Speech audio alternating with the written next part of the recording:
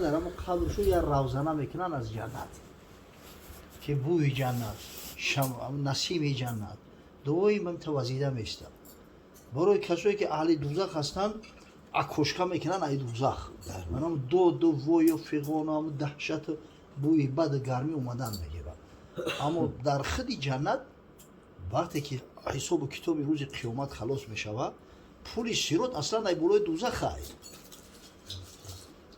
همه یکی و ما منکم الا واردها کان علی ربک حتما مقضیه خداوند قرآن میگه که هر کدامت وارد میشوه وارد جهنم میشه این حکمی مقصد علاقه پروردگار حکم واجبه پروردگار حتمی میشوه این کار و میگه ثم ننجی الذین تقوا و نذر ظالمین فیها جثیا بعد از اون میگه نجات مییابن کسایی که اهل تقوا هستن یعنی ای بالای پول سیرات همه میگذرن پیغمبران میگذرن اولیاء الله میگذرن صوفیای پاک میگذرن اما صوفیان پاک رو اول به دوزخ میبرن بودن و این معنی که مدرورن شو ای بالای دوزخ میگذری هستن شخصایی که از بالای پول سیرات مثل برق جهنم میگذرن دارن یک چشم به هم زدن یک طرفت العین هستن شخصایی که از بالای پول سیرات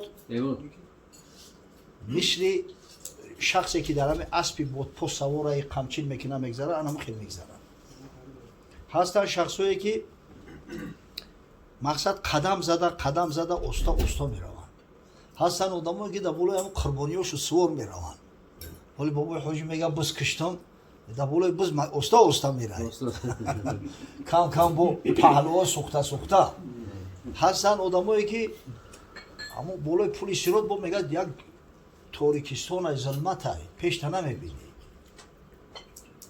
خدای تعالی با بندهاش با مسلمانان نور میته نورهم یسعی بین ایدیهم و بایمانهم نورشو میگن تری منور میکنه پیشون و دو طرفشون شخصیت های هسته که اون نوری او به درجه روشن است که ای افتاب روشنتر ای حتی میگه جهنم پیش خدا نوله میکرده است خدای اوقی نوری آتشای ما را خاموش کرده است شعله‌های آتش با خاموش میکنه همین تیزتر بگذرونه میره هست آدمی که رنگ پروژکتور وری نور دوره هست آدمی که رنگ یه لامپچکای 300 وات نور دوره همین آخر الامر هستن آدمایی که رنگ همین انا باتریکای کیتایی است که در فناری که اونم خیلی نور دارن قدرت خدا بعضیا نور شو همون مقصد ایسر رو روشو بیاید هستن آدمایی که همین نور فقط میگه در همین نرنگوش شونه مؤمنو را در نظر دارم او کافی را اینجا نور داره او پیشی پوشا نمیبینه او پولی سیرات بسیار بوری که هم رفتن میگیرن همین مؤمنو بعضی مؤمنای فاسق طبیعتی هستن که عملشو کمتره نورشون میگه فقط در همین نرنگوش شو بوده است هر وقتی که هم دویم گریون نمیشته یا گریون میشه و میمبره وقتی همین روشن شد قدمش هم میمونه با که خاموش قرار میشته همین خیلی به یک عذاب و مشقت خدا خودش دانوایی که او چند سال میگذرن در همین زمین میگه ای پایان آتش جهنم هم خیلی بلندی هست که پهلوهاشون آب میکنه روغناشو میچکن حتی داد و فیغان کرده اما کسی که اهل ایمان هست انشاءالله خیلی نجات داره از همون مسلمان ها هم کسایی که مسلمان های جغرافیایی هستن دعوای مسلمانی میکنن هیچ عمل ندارن از بالای همون پول سیرات غلطیدن میگیرن ای بالای پول سیرات با قدرت پروردگار رنگ شلگبه اون موضع ها هست که به پروپوس نمیمونند که ایو بگذاری یکم شلگبه هم همی شلگبه هم نماز های اول ای نماز میپرسند روزی محشر که جانگداز بود اولی پرسیش از نماز بود این همی این اول یحاسب به العبد من عمله الصلاح یوم القیامه بیشک اول چیزی که میگه از انسان فرد روز قیامت سوال کردن میشه همین نماز های فان صلحت فقط افلح و انجح اگر از همین امتحان نماز گذشت انشاءالله رستگار میشه او سنش سبکتر ای و این فسدت فقط خواب و خسیر اما اگر از امتحان نماز نگذشت میغلطه سر کلب مقصد پولیسی رو دیدم خیلی یک جای دهشتناک ای این همین نماز میخونیم روزه میگیریم طاعت عبادات میکنیم قیام شب برای چیه؟ برای همین نور ای که نور زیادتر شود یقولون ربنا اتمم لنا نورنا مردای صالح میگه دویم دعا میکنن خدایا همین نورمون کامل کن که در اون ظلمت تاریکی پیشمون روشن شود بدونیم که در وجود پامون میمونیم. خب مؤمنایی که میغلطن از بالای پل صراط در جهنم میغلطن، اینا را وابسته به همون جنایات و گناهی که در دنیا دارن سروکای مختلف دارن، حق پشت حق، حق پشت حق، هر حقش از 50 تا 80 سال مقصد فاصله دارن. اما حتما روزی می شود که تمام مسلمان ها کسی که ایمان داره نجات می یابد، از دوزخ جهنم نجات می یابد و انشاءالله وارد جنت می شود. این حتمیه انشاءالله کسی که اهل ایمان باشد. حضرت صلی الله علیه و سلم میگه اذا دخل اهل الجنة الجنة و اهل النار النار یقول الله تبارک و تعالی اخرجوا من کان فی قلبه مثقال ذره من الایمان. وقتی که اهل جنت داخل جنت میشوند، اهل دوزخ داخل دوزخ میشوند، همون خوبه ای بچه چرا بکشتی؟ خداوند ندا میکنه اخرجوا من کان فی قلبه مثقال ذره من الایمان. در بعضی روایات من خردل هم اومده است. از دوزخ خارج کنه کسی را در قلبش یک مقداری ذره اگر از ایمان باشه، ذره از ایمان داشته باشه خارج کنه و میگه فیخرجون خارج میکنن. یلقون فی نهر الحیاه یا الحیات، یک آب است میگه آب حیاتش میگن، در درون همون می اندازن شو یا در این مدت با درجه سوختگی انگیز که او را شناخته نمیشه.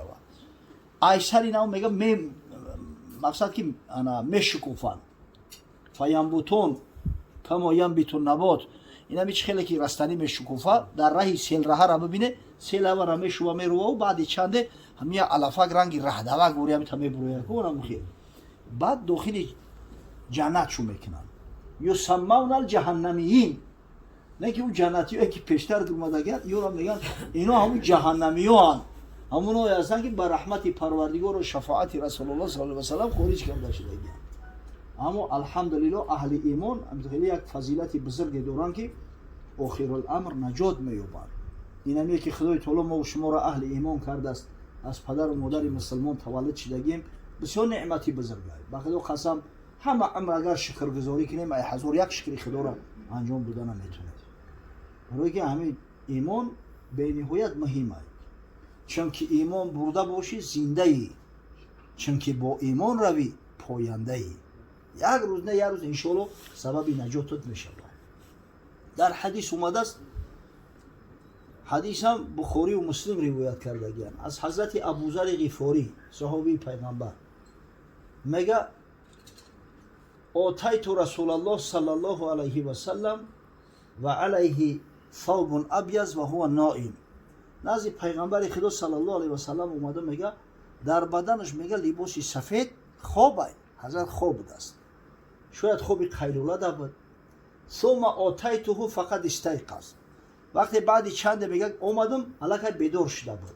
وقتی دیده که میگه گفت ما من عبد قال لا اله الا الله ثم مات علی ذلك الا دخل الجنه. هر بنده ای که لا اله الا الله میگه، اهل لا اله الا الله های، باور داره به یگانگی خدا، باور داره به ملائکه های خدا، به کتاب های خدا، به پیغمبرای خدا، به روز قیامت روزی میشود که داخل جنت میشود، این جنت میرود. با ابوذر غفاری میگه سوال کردم و این زن و این سرقه، اگر چند زنا و دزدی هم کرده باشه، حضرت گفت و این زن و این سرقه، اگر چند زنا و دزدی هم کرده باشه، میگه باورم نشد، بار دیگه با سوال کردم و این زن و این سرقه، اگر چند زنا و دزدی هم کرده باشه، حضرت باز تصدیق کرد، میگه گفت اگر چند زنا و دزدی هم کرده باشه، با میگه باری سیم پرسیدمش و این زن و این سرقه، اگر چند زنا و دزدی هم کرده باشه، حضرت گفت و این زن و این سرقه علی رغم انف ابی ذر، بله اگر زنا و دزدی هم کرده باشه، اگر چنده که ابوذر نمیخواهد خداوند یورا جنت بدروره، میگه خداوند ارحم الراحمین است، داخل جنت شو میکنه. انا حضرت ابوذر غفاری به خاطر چی بود؟ زنا گناه کبیره است، دزدی گناه کبیره ای. او این را حضرت خداوند میگه لا تقربوا زنا، با زنا نزدیک نشوه.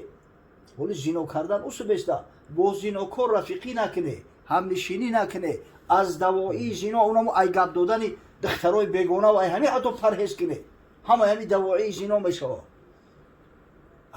پیغمبر صلی الله علیه و سلم میگه اگر زنا رو هم کنه مؤمن کی باشه یه روز داخل جنت میشه. تعجبش ای دزدی ای که او خدای بزرگ میگه با همون مهربانیش میگه و سارق و سارقت و فقطه و ایدیهما، همین دزد قپیده خوب مرد باشه و خوب بزن دست شب بره. این چه خیلی داخل جنت میشوند. تعجبش حضرت عیسی بیامیه اگه داخل جنت از خاطر ایمانشون میشوند. فسق آلوده شده و بگردیم طاقت یک کسری کرنوی روسه نداره. واه جانم برو اومد یا جا که بدنت میسوزه جانکت میبروید 2 ماه 3 ماه را تبابت میکنی. آخه این 100 ساله ها و 1000 ساله ها در آتش جهنم سوختن کاری اندکه. اگه جا قوت طاقت او را داری. اما در مجموع اگر بگیریم شخصای مؤمن حتما روزی میشود که نجات مییابند، یعنی که یا جاویدانی در دوزخ باقی نمیمونند. اگر چند فاسق و فاجر هم باشند روزی میشود که به رحمت پروردگار نجات میافتند. الحمدلله. اگه سوال توضیح کنید جسد تا چند جسد انسان تا چند ساله حقوق داره؟ در کجا؟ در روی زمین حقوق داره؟ تا چند ساله؟ میشته توزه و آزوده میشته. یخک هم خیلی بسیار سپوریده شه بخواه. بله. مالش رو کدن میگه. خب شخصی که مقصد پیغمبرای خدا پیغمبرو جسدشون هرگز خاک نمیخورد. جسد پیغمبرو چه خیلی بد خیلی میمونه. یگان جای شک نیست.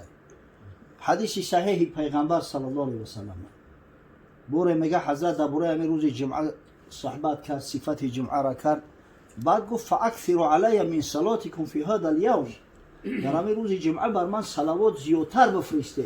فإن صلاتکم معروضة علی او تعرض علی، زیرا که همین صلوات شما به من عرض کرده میشه، میارم به من میرسونم میشه. یک آدم نو مسلمان شده بود است، گفت یا رسول الله کیف تعرض علیک صلاتنا وقد ارمت یعنی بلیتا. ای حبیبی خدا گفت اوقی وقتی که مردی در خاک ماندند او خاک جسدی را میخوره چه خیلی صلواتی ما در پیش تا عرض میشود. همه حضرت گفت این الله حرم علی الارض ان تأکل اجساد الانبیاء، خداوند بر زمین حرام گردانده است خوردن جسد پیغمبران را. هیچ جای شک نیست که جسد پیغمبران را اصلا خاک نمیخوره. خب بر روایت اومده است که جسد شهدا، شهیدایی که در راه خدا شهید شدگیان، شهیدای اعلا، همچنین جسدشو ویران نمیشیده است، همیتا باقی میمونه. دلیلش چی است؟ برای چی میگیم که جسد شهیدا ویران نمیشه؟ خاطر در مسئله جسد پیغمبر و حدیث پیغمبر صلی الله علیه و سلم است، جوی شک نداره. انا در مسئله شهدا در روایت اومده است میگه والله اعلم بعد جنگ احد حتی 40 سال بعد جنگ احد وقتی که شهیدای احد در احد شهید شدند کو حضرت جابر ابن عبدالله اومد قبر پدرش کند، همونجا سیل رها شده بود، جایی که همون شهیدای احد گرانده شده بودند آب که سیل می اومد همونجا کلمک میشید است. حضرت اومد قبر پدرش از بس که در خوابش در اومده بود اومد قبر پدرش کند، 2 کس در یک قبر گرانده شده بودند. پدر حضرت جابر ابن عبدالله را انا عبدالله ابن حرام میگن، از اون مردم انصار است. در پهلوش انا یک شخص دیگه به نام مالک ابن سینان رضی الله تعالی عنه هر دوشا بر ببر خواب کرده گیرد. میگه یگان جای جسد دیگر نشید است، همین فقط موی سر در استر شده گیرد قدرت خدا و نخونا دویدیان دیگه جسد دیگر نشید است. مالک ابن سینان در همین ناحیه سینش زخمی شده بود است، دستش هم تمام داد دیان، دست در همون جایی که جراحت هایی کرد دستش هم جامون داد حضرت همین خیلی گذشته بود است. بای حضرت جابر میگه که خواستم که دستش بگیرم با قدش راست کنم، همین تا میگه دست برداشتم همون موضعی که جراحت داشت همونجا خونی تازه بود اومد. این خبری صحابی بزرگی پیغمبر صلی الله علیه و سلم. انا یک روایت اومده است میگه وقتی خبیب ابن عدی را در دار کشیدن خبیب ابن عدی یکی از حافظای قرآن است. انا همه بازمانده های شخص به نام حارث ابن عامر که از مشرکای مکه بوده در جنگ بدر کشته شده بود، همه را خریدند از دست مشرکای عرب. در اسارت غلطیده بود، گفتند در عوض خون پدرمون همه را میکشیم، در عوض خون پدر. بعد در همون تنعیم جایی که مسجد بیبی عایشه است کو همونجا بردنش، بدبختو در دور آویزانش کردن. گفتن اگر کسی همین را ایبولای دور میکشویا، مقصد که جزاش هم میتیم. در گردی همون اخرا نمونده بودن، در گردی همون پایه دور. از یک ماه زیاد گذشت به تا آویزان بود. حضرت یه روز بعد نماز بامداد میگه اصحاب بزرگوار شتگی بودن در مسجد، گفت ایکم یحتمل اخاه الخبیب من خشبة وله الجنه. کدامت گفت میری همو برادر تو خبیب از پایه دور خلاص میکنه، در زمین گور میکنه، انشالله در عوضش پروپسکی جنت دسترس میکنه. حضرت زبیر ابن عوام هم شتگی بود است، گفت من یا رسول الله من میرم. زبیر پسر عمه پیغمبر صلی الله علیه و سلم به حد غیور بود، جسور بود.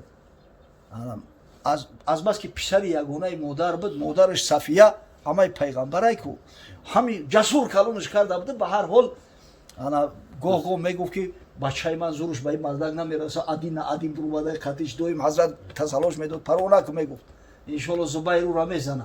همینجا هم زبیر پرید خیست، بگو خود توقع عهدهش نمیبروی، تو بلای دور میبروی، او را خلاص میکنی، برش میکنی، میوریش، میترسی که خود توقع عهدهش نمیبروی.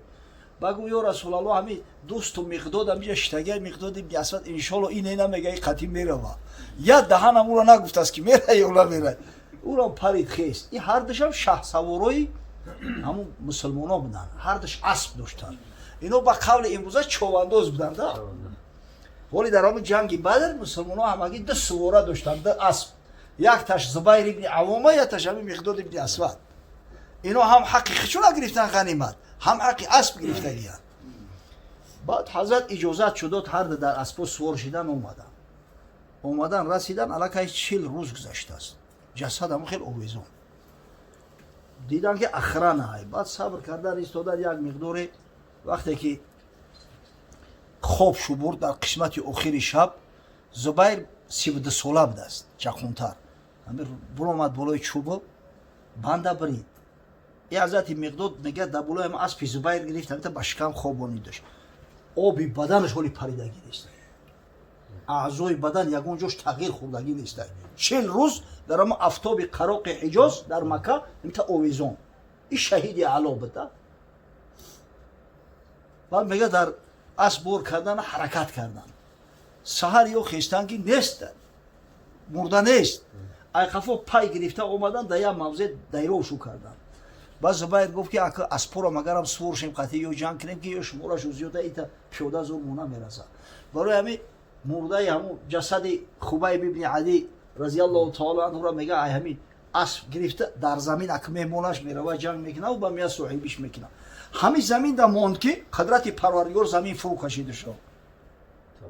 او زمین مکه را دیدگی بخیر، اونجا قمم نیست که بوی تای قمشی، او زمین سنگای با درجه سختی کاری خدا. او همون اکسکواتورای مخصوص میبرن از زنوزن، بعد همین سنگای پراکش سوراخ میکنن. قدرت خدا میگه در زمین رفت، اگه جای اونجا مساحله کاری و کوکو نبود، اسب سوار شد برو اومد میگه با مقابل شو که ما را میشناسه، من زبیرم، زبیر ابن عوام، این رفیق من مقداده، هر درم میگو که چوبانداز و تیرزن و پهلوان بدیا، گو که تومو را میقفه که تو آخران تیردان ما میزنم، انشالله به هر تیرم یک تتا با اسفل سفلین میفرستم. بعدا شمشیر را میگیریم تا شکستن شمشیر در سر روتون میشپم. اینم که خلاص شد، بعد میگه با دندان و چنگالام خطی تو جنگ میکنم، گلوی چند تا احترام میکنم پیشوی که بکشینم. برای همین جانتونه غم نتیم بهترش بگرده بره، چی در جانی خطو جور میکنه. اون مردکورم دیگه در دلشو ترس غلطید، گفتن برای هم موده چی در کره جانمونه در خطر انداختن. میگه گشتن. این حضرت اومد که مرده را سوی بگه همین قیمه کوان دیگه نمیوانش، زمین فرو بود دستش. вақте Мадина омадам пеши Расули Худо саллаллоҳу алайҳи ва саллам, дар гуфт: ё Расулаллоҳ, қасд ман мебуд ки биёрумш дар бақиа гӯш кунем, ҷаннатул бақиа. Ягон ҷои бадан таъхир нахӯрдааст, то ки боли оби баданаш ҳатто мега паридагӣ нестай. Аммо мегам дар замин мондумш ки қудрати Худо дар замин рафт. Дига ҳар қадар кофтем наёфтемаш.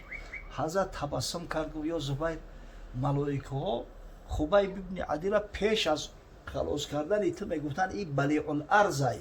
унвонаш дода буданд балиъул арз, яъне шахсе ки замин ура мебалаа, замин дар комаш фурӯ мебарад. ту намедонӣ. мақсад ҷасади шаҳидонам ҳамун хел алҳамдулиллоҳ ки мемондааст, боқӣ мемондааст.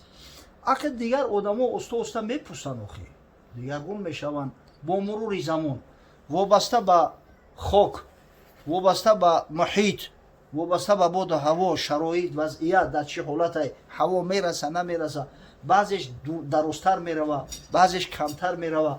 Аммо оҳиста оҳиста ҳамин замин ҷасада мехӯра. аз ҷасад чӣ бемона? ҳамин копчик, копчик. ҳамира дар арабӣ уҷбузанаб ё аҷбузанаб мегӯянд. ана мега ки фарзанди одама баданаша ҳамаша хок мехӯра, магар ҳамин уҷбузанаб. минҳо хулиқа бну одам ва минҳо юраккаб. аз ҳамон мега фарзанди одам халқ мешава, бо ҳамон мақсад ки таркиб меёба.